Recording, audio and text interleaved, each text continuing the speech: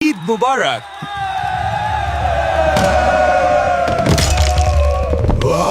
সালাদ খা।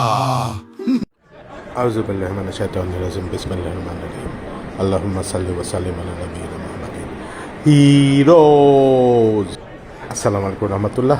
কালকে ঈদ, সবাই রেডি তো? কিন্তু রেডি মানে কি? সব কি ভাবিকে দিয়ে করাবেন? শপিং, রান্নাবান্না, নিজেও কিছু করেন কি বলেন? তবে যারা কোনো সময় রান্নাঘরে পাও রাখেন নাই, তাদের জন্য একটা খুব স্পেশাল রেসিপি দিচ্ছি আমি, একেবারে সহজ। এখন আর কোনো অজুহাতই শুনবো না, চলেন শুরু করি।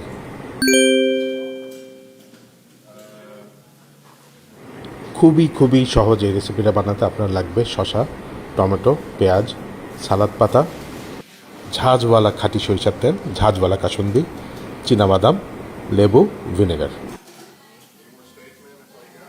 সবার প্রথমে টমেটো, শসা, পেঁয়াজ, ভিনেগার আর সরিষার তেল দিয়ে ভালো করে মাখাবেন। তারপর এর সাথে কাসুন্দি দিবেন। সব কিন্তু একসাথে দিবেন না, আমি যে অর্ডারে বলছি সেই অর্ডারে দিবেন। কোনটা কী পরিমাণ আমি আসলে মাপ করি না, আমি চোখের আন্দাজে দিই। আপনি দেখতে পারবেন এখানে আমি 100 জনের জন্য করছি। তেল আর কাসুন্দিটা এরকমভাবে দিবেন যেন একটু মাখা মাখা হয়, অনেক বেশি দিবেন না যেন পুরাটা ভিজে যায়। খাবার পরিবেশনের ঠিক আগে সালাদ পাতার কুচি মিক্স করবেন। আপনারা ঝাল করতে চাইলে এই সময় একটু কাঁচামরিচ কুচি দিতে পারেন, তবে আমি রেকমেন্ড করবো ঝাল চাইলে আস্ত কাঁচামরিচ সাথে দিয়ে দিন। এই সালাদটা খুবই স্পেশাল, এটা সব ধরনের বাঙালি খাওয়ার সাথে যায়, পোলাও, কোরমা, ভাত, ডাল যাই রান্নার তার সাথে যাবে ইনশাল্লাহ।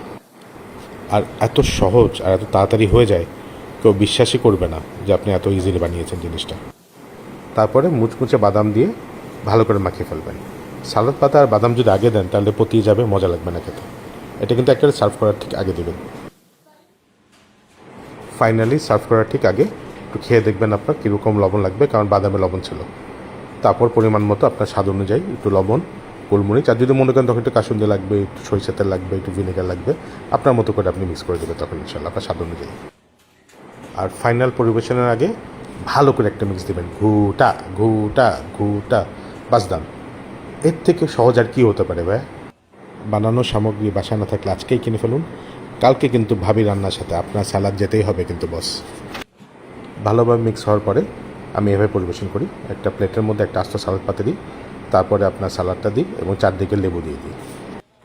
আমি আমার ভালোবাসার মানুষদেরকে রান্না করে খাওয়াতে খুব পছন্দ করি। এই দিয়ে তো আপনাদের সবাইকে খাওয়াতে পারছি না। আপনারা যদি এই রেসিপিটা বানান আর আপনারা খান, আমি মনে করবো যেন আপনাদের সাথেই আছে। আলহামদুলিল্লাহ। যেরকম 100 জন ভাই বাদাকে খাইয়েছিলাম, ইনশাল্লাহ আপনাদেরকে একদিন খাওয়াবো সামনাসামনি একসাথে।